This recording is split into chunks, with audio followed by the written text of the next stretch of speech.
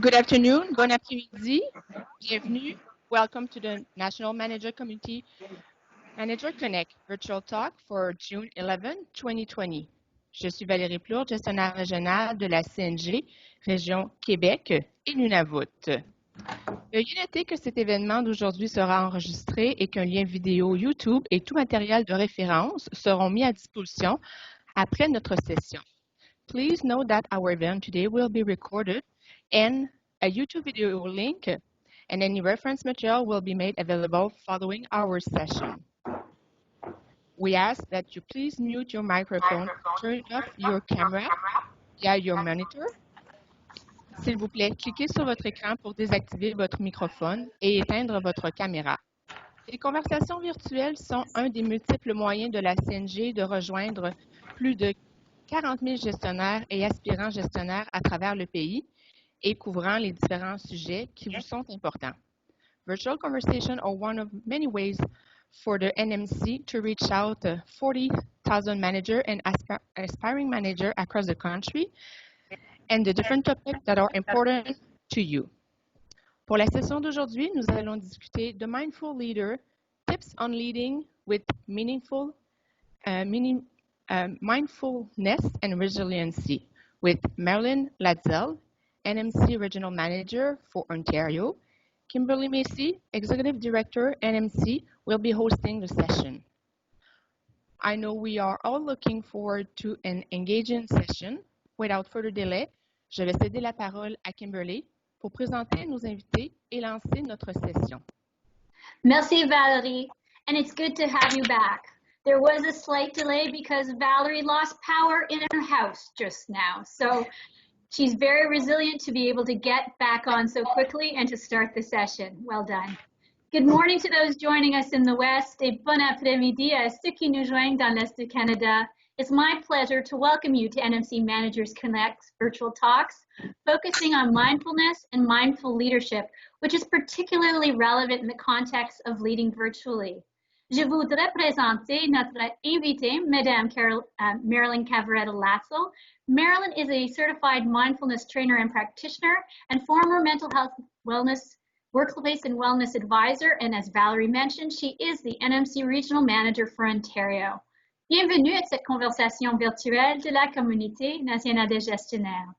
This will be a bilingual session et nous vous invitons à vous sentir libre de poser la question dans la langue officielle de votre choix. Marilyn, how are you today? How are you adapting to this new reality? And have you banned your family to a different part of the house for this session? You know me well, Kim. Good afternoon, bon après-midi à tous. In the spirit of answering mindfully, well, Kim, I don't even want to look at how many are on the call because normally mindfulness is a very small practice. It involves yourself, maybe a small group. So I'm thinking there might be more than myself on this call today. And I'm just trying to interpret how that is sort of registering within my own thoughts and everyone to the call. Thank you, Kim, for having me here today. That's great. Thank you. Well, let's start with some questions. We hear, if we could just ask everyone to mute their computers, that would be amazing. Thank you. So the term mindfulness, we're hearing it more and more often now. What is mindfulness, and how would you define a mindful leadership? So before we go into mindful leadership, let me just give some foundation understanding on mindfulness on its own.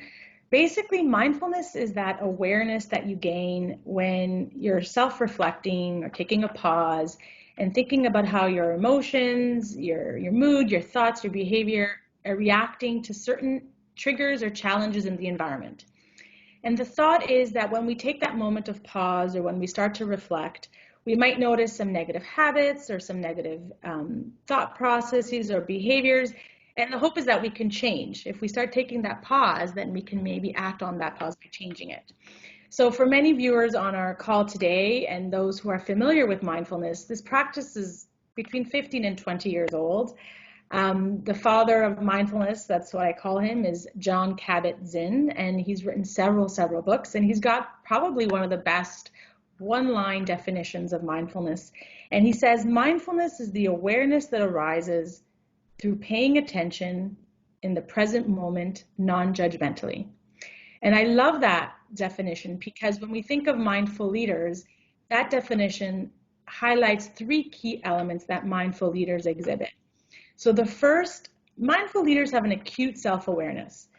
You know, they're in tune with how their thoughts and their moods and behaviors are reacting to the environment and how it's impacting themselves and their teams. The acute self-awareness guides their behaviors and tends to lead to, you know, positive results and positive influence. So that would be element one of mindful leadership. A second element of mindful leadership is that they like to focus on the here and now. So they're in real time. And mindful leaders, when they connect with an employee or with a team, they're connecting with them at the moment. What are they currently experiencing? How is this employee or team reacting to the scenario? And in so doing, they're very often perceived as being authentic and genuine because they're not referring to things in the past or some baggage that people are carrying. It's what's happening in the present moment. And finally, mindful leaders are non-judgmental. Because they've taken that time to pause and self-reflect, they actually look at themselves and say, you know, where can we improve? What are some things that are impacting me directly? What are the options that I have in place that I could move forward? So they look at themselves in a non-judgmental way, and then they perceive the world that way. And then I like to add that these elements develop what I call the two superpowers of a mindful leader. The first superpower is what we, you know, folks in psychology will call metacognition. And metacognition refers to a thought about a thought. So when we're taking a pause and sort of looking at ourselves, we're thinking about our thoughts, right? What are we saying? What are we doing to ourselves? And what does that mean? This can sometimes be difficult for us to do, right? To all of a sudden turn the mirror inwards and look at ourselves. But mindful leaders, because they develop that pause and reflection, they can do that metacognition quite easily. So that's superpower number one. Superpower number two is this ability for self-compassion. The minute we start doing this introspective work, we realize, guess what? We're imperfect. We don't have all the answers. We're not, you know, we will be leaning on others. And so mindful leaders are humble and are okay with showing some of their vulnerabilities. So they're okay to ask for help. They sometimes respond with, perhaps, you know, that wasn't the best approach that I took, or perhaps that wasn't the best reaction that I had. Also a difficult thing to do, but develops over time. So overall, if I just wanted to maybe wrap this long discussion up, is to say that a mindful leader and mindfulness is an inside job, right? And I know, Kim, in working with you all these years, I've noticed that you yourself practice mindfully and that you would agree that it's something that comes from within. And when we do that work from within, it projects out into the world around us. And so in the essence of mindfulness and mindful leadership being an inside job, it can only happen when we quiet the mind, when we open up to the awareness, and we become more authentic and natural with the world around us. And it's an ongoing process that, you know, requires daily practice and can be perfected over time. And we're not always going to get it right either. Exactly. And that's okay, right? Yeah. And that's okay. We're not going to judge that. Right. Because we're not perfect. Exactly. Marilyn, si vous me permettez, je vais faire quelques points que vous avez faits en français pour nos collègues francophones. Alors, vous avez mentionné qu'il y a 3 éléments pour être consciencieux: la conscience de soi aiguë, se concentrer sur l'ici et maintenant et ne pas porter de jugement. Les 2 super pouvoirs d'un leader conscient, premièrement, la compassion de soi et la capacité de faire une pause et d'être conscient de soi. C'est surtout une réflexion sur tes pensées. Et finalement, de bonnes nouvelles, la pleine conscience est une compétence qui peut être apprise. So I'll just go into the second question. So mindful leaders are able to create resilient work environments. Traditionally, resilience has been described as the ability to bounce back. But given our situation and the pandemic, they're not now defining resilience as the ability to bounce forward. How does a mindful leader support this new definition of resilience? That's very true. So just to start off, resilience is inherent in mindfulness. So a lot of neuroscientists have done tons of research and established that there's a positive correlation, right? As you develop your mindful practice, as you practice mindfulness daily, your resilience to adversity, your resilience to challenges increases. So they work together. Good news is resilience, like mindfulness, is a skill. It's a muscle that we can build with practice, right? I love the fact that resilience is being defined as bouncing forward. That's a much more mindful approach to understanding resilience.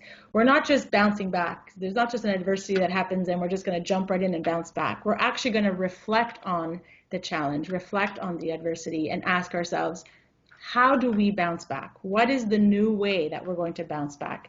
So that we're not actually going back to the way it was, we're bouncing forward based on the reality. What comes to mind, and I know you're going to love this, is that song, I Get Knocked Down and I Get Up Again. Chumbawamba! Yeah, yes, that's right. Chumbawamba. So the bouncing back idea is sort of connects with that song, but a mindful leader would look at that and say, I get knocked down, but how am I bouncing back again this time? What's going to be different? So the mindful leader will ask themselves, what are we doing? What do we need to improve on? What traditional ways don't work? Who is really handling this scenario, this challenge really well, and how can we learn from them? What are some supports that we can gain? What things do we need to learn brand new and sort of get rid of old ways of looking at stuff? And so a mindful leader is not just bouncing back, but they're saying, how do I bounce back? And how do I bounce back given the current circumstance?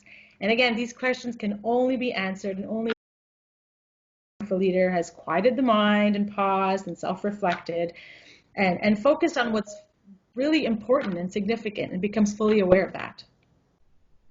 Thank you. Si vous me permettrez encore, je vais faire quelques petits points en français. Vous avez mentionné que la résilience est inhérente à la pleine conscience et c'est une compétence que vous pouvez développer. Encore de bonnes nouvelles. On devrait être attentif, c'est être présent. Être résilient est la capacité d'aller de l'avant en prenant en compte tous les aspects. Les chansons « Je me redescends et je me lève à nouveau » de Chumbawamba, vous avez une nouvelle façon de voir, je me fais renverser et je me demande comment je vais me relever cette fois-ci. We'll go on to the third question. Employees have been experiencing a variety of realities and stressors recently. How can a mindful leader foster an engaged team given the different complexities they're experiencing?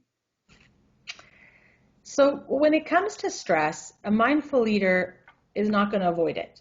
The mindful leader recognizes that stress is inevitable, that they will have stressful mornings, they will have a stressful week, they will have a stressful weekend.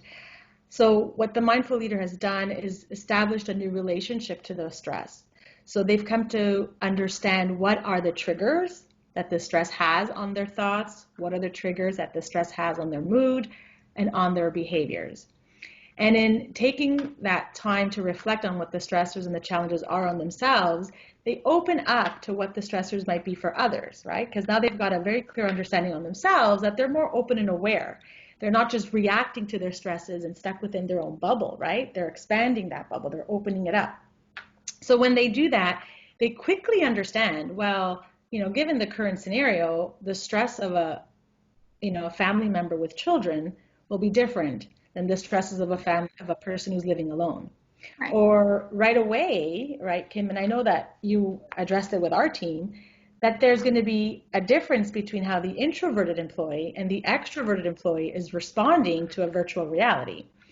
And so if I could share an example, our Ontario Regional Steering Committee met last week, and a mindful leader from Health Canada shared that right away they picked up that the extroverted employee just wasn't feeling as engaged given the virtual reality. They just weren't buying in as well. So, quickly they started to think creatively of how they can handle that stressor or that stress or support that those employees. So what they did was they started a WhatsApp group. The WhatsApp group was completely non-mandatory, and whoever wanted to join would be open to it. And sure enough, the extroverted employees were on that WhatsApp group because it was another way of connecting with their peers and engaging the team. And the mindful leader decided it's not just going to be a WhatsApp group to say hi, let's channel that energy towards a theme. And the theme they chose was baking and cooking. And again, mindful leaders are focusing on the here and now. We can appreciate that in the last 2 months, everyone on the call will know that there's someone in their household that's either baking bread. I mean, I think the #1 hit on recipes.com is banana bread. That's what I heard. So either you have a family member who's baking, a teen who's dealing with stress and baking, or you have an elderly parent who's, batch baking for everyone. So again, the theme was very relevant.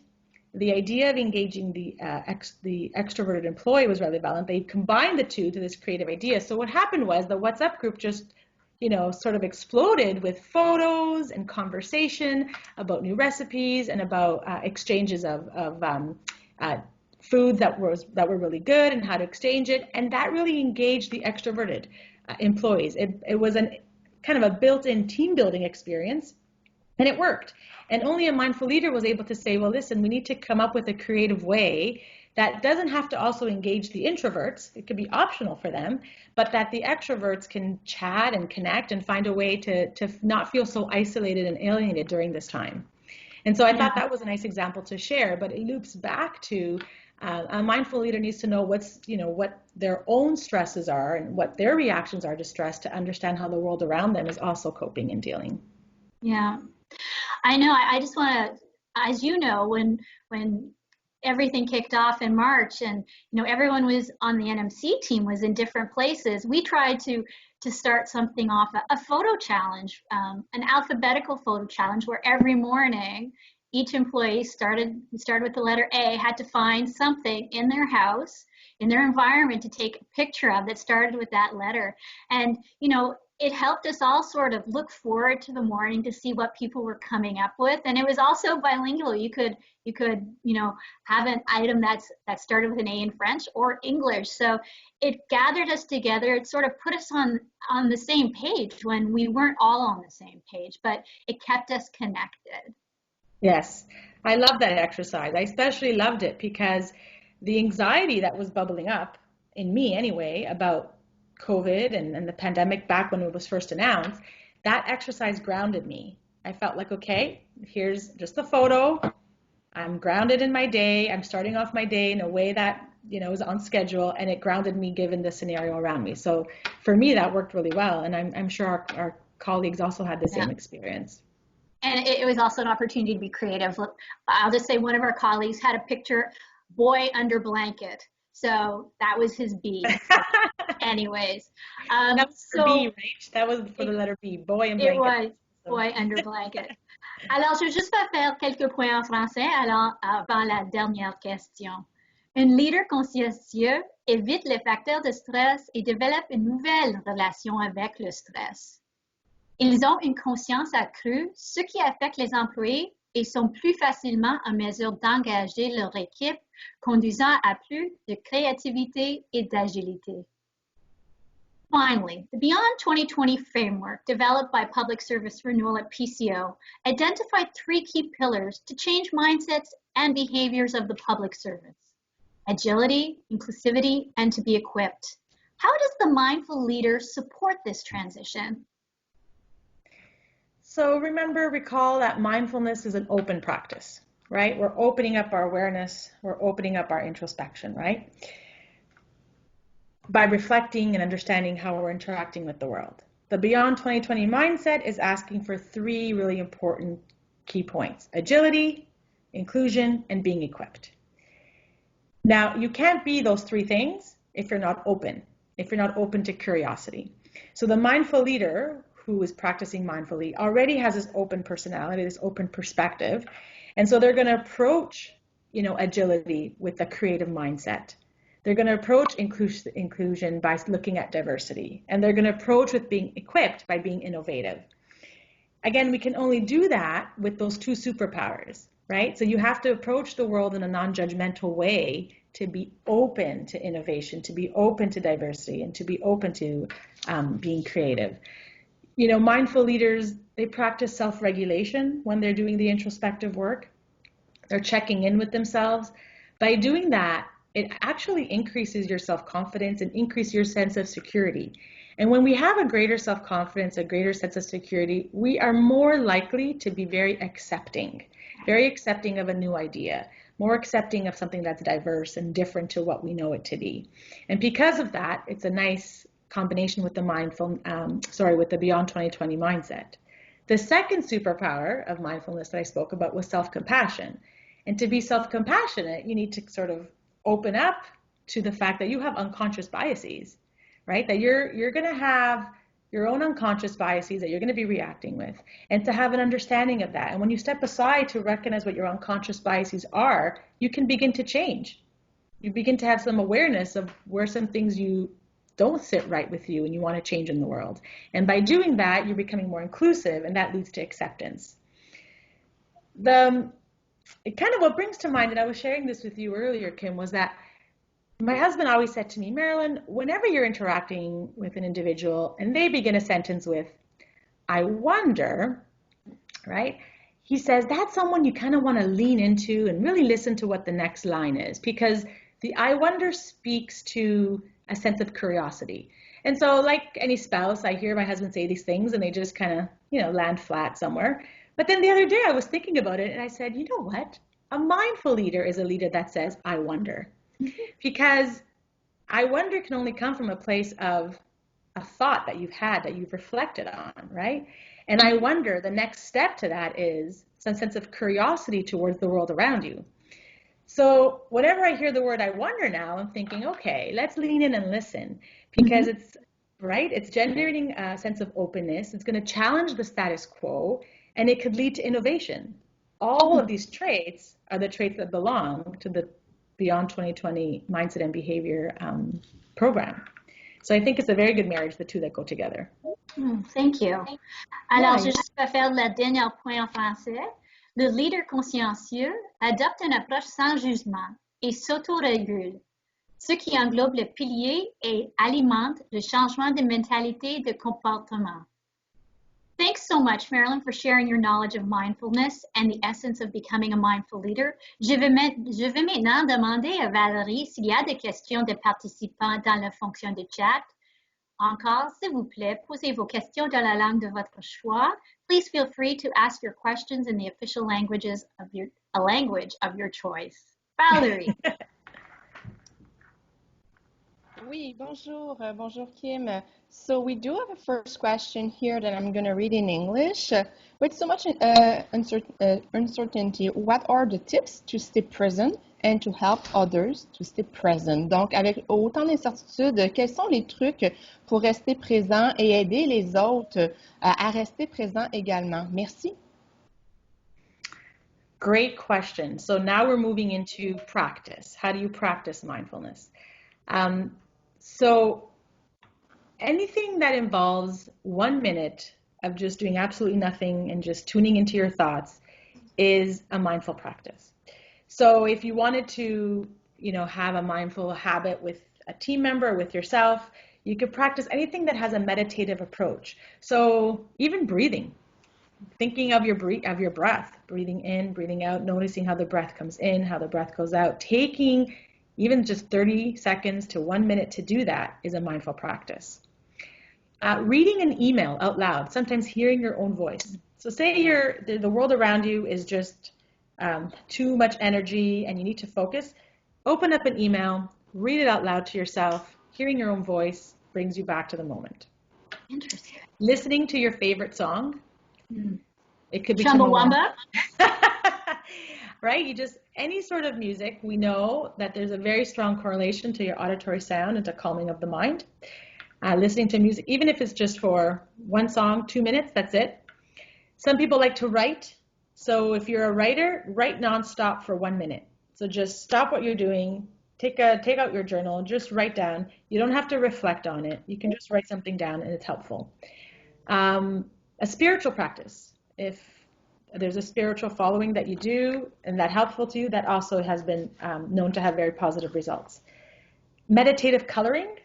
A couple of years ago, coloring was became something that was very popular among adults.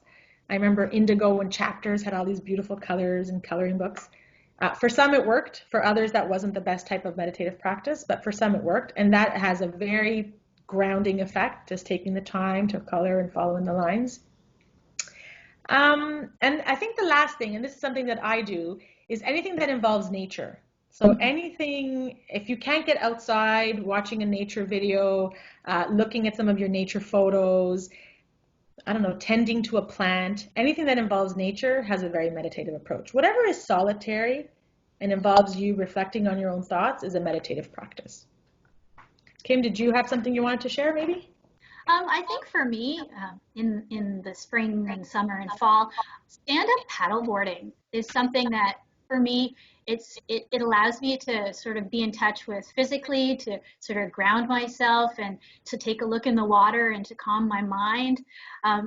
It's something that really works for me. And also just stretching, just, taking a moment and stretching and just sort of just focusing on what I'm doing as opposed to other things that are happening around me, sort of leaving the noise out of it. Yeah, so sorry, Valerie, before we go to the next question, I just wanted to address the stretching. So in mindfulness, there is a practice that's called a body scan, and it could be done as a stretch, or it could be done just sitting at your seat, and it's really going through parts of your body and recognizing where some tension might be being held, right? Mm-hmm. And so all of a sudden you might notice that you're clenching your jaw, or that you have butterflies in your tummy, or that your feet are very like crunched up. So the body scan is going through the different parts and then sort of releasing that tension and doing it mindfully, so that you bring, you oxygenate that area and you sort of have it has a calming effect. And the one last one that I want to share, because I think this is probably very relevant, is sometimes when we set an intention. So say you finished a meeting and it was very stressful and you're going into the next one. Before you go into the next one, set an intention. So, put your hands on your desk and say, I've had a stressful day. I want to go into the next meeting open, aware, present in a non-judgmental way. And in so doing that, we're bringing ourselves to the present moment, and we're connecting with what's happening with the world around us. I apologize, everyone. Désolé, la technologie des fois n'est pas nos amis. Technology is not always our friend. Okay, well, I see her. I see that she's there. I'm not sure if she can speak, so maybe I will go to the chat function and see what they have to say. And Valerie, if you get back on, please jump in, okay? Let's see. I saw some questions earlier. Any resources, good books or authors you would recommend on this important topic, Marilyn? Est-ce qu'il y a des ressources ou des livres vous pouvez recommander? Absolutely. So Jon Kabat-Zinn has a number of books, and I would recommend, if you're new to mindfulness, to pick up his very first book called Mindfulness for Beginners. It's a great read. His second book I love, because it's exactly about the superpower of non-judgmental and being self-compassionate, and it's called Wherever You Go, There You Are. So if you're trying to escape who you are, it's not going to happen. If you're trying to change who you are, it's not going to happen, right? Where you go is where you are. He also developed a mindfulness stress reduction program. So if anyone's interested in perhaps pursuing a workshop in that, those are available. You just Google mindfulness stress reduction workshop. Jon Kabat-Zinn, and there's several, across the country, you'll find different organizations who offer that. And Dan Siegel. Dan Siegel is also a really important leader in the mindfulness movement, and he wrote a book called Mind Sight. I also wanted to share that there's a GC Connects group, and it's called Mindful Change Leadership. So there's also something available within, our federal community if anyone is interested in joining. I believe, I think Alessandro may be one of the viewers on our call. He reached out to me and wanted to share that with everyone, so I wanted to give a plug for that. So yeah. That's great. And for those participating, we will be providing some resources in the follow-up message that will be going out after the event. So I'm just going to continue because I don't hear Valerie. So the next question, and I think we have time for a few more. How do we stay more consistent in practicing mindfulness? Alors, comment est-ce qu'on peut pratiquer la conscience de soi d'une manière plus fréquemment? Yeah, and also a very good question, because we start off with this passion and this energy that we're going to do it, and we get on it, and then it peters off, just like any habit peters off, right? Okay, so that's another introspective question that you want to ask yourself. Do you feel that this is a practice that works for you, that has some positive impacts? And if it does, then perhaps be gentle with yourself about setting goals that are more achievable. Maybe it's not something you could do every day, but perhaps twice a week. So start it off that way, and then build it as it goes. Perhaps, and the fact that you're also asking the question is a mindful question, because you're already in tune with yourself, that you're saying, this is hard to do, I'm not doing it. Well, practice the non-judgmental, self-compassionate approach and say, well, that's okay. It's okay that I can't do it every day and that I'm not mastering it. This is a lifelong process. It doesn't happen overnight. Let's reduce our goals and make it a little bit more attainable and do one thing at a time very slowly. So if, for example, the day went by and you are upset that you didn't do anything, just do nothing for 1 minute. Just sit in a chair or look out the window and do nothing for 60 seconds. I think you can all spare 60 seconds. And if you did that, you would notice that all of a sudden you're quiet with your body. At one of our managers' exchanges last year in, I believe it was Regina, Dr. Marvin Washington from the University of Alberta Business School, what he does is he takes the time to smell his coffee. Aha.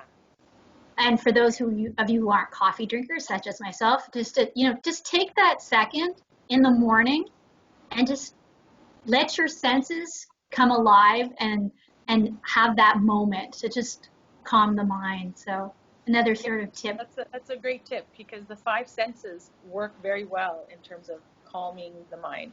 It's funny you say that. When I was doing the wellness and mental health practice with the CRA, I delivered a workshop on stress reduction, and I was teaching a meditation, and the employees were saying how difficult it was. So then I said, okay, well, an easy way to do a meditation is to ask the mind to focus on senses. So 3 things you smell, 2 things that you hear, 1 thing that you feel. And if you do that, you can enter a meditation. Sometimes you have to trick the mind to do a focused activity to get into the mind space. Yeah, so that was a good tip that he shared. Absolutely. Wow. Well, I think I'm not sure if Valerie's still on, but I'll just. Hello. Oh, bonjour Valérie. Est-ce qu'il y a une. Je sais pas, je crois qu'on n'a pas assez de temps pour notre question. Alors, je vais dire les remerciements et je vais passer le bâton à vous après. D'accord? Yeah, go ahead. Merci beaucoup, Marilyn, d'avoir pris le temps de répondre à mes questions et aux questions de nos participants.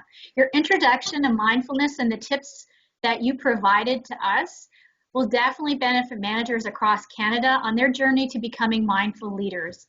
I'd like to thank our fabulous NMC team for coordinating this event, and to Valerie for moderating. Valerie, merci beaucoup.